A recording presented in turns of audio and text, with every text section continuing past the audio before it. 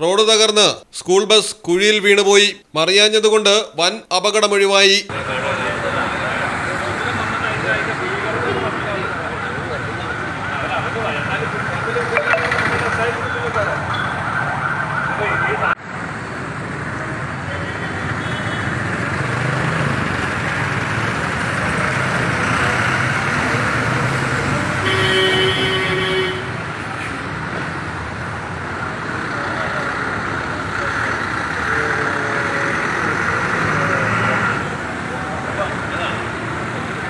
മൂവാറ്റുപുഴയിലാണ് സംഭവം. വിമലഗിരി സ്കൂളിലെ കുട്ടികളാണ് സ്കൂൾ ബസ്സിലുണ്ടായിരുന്നത്.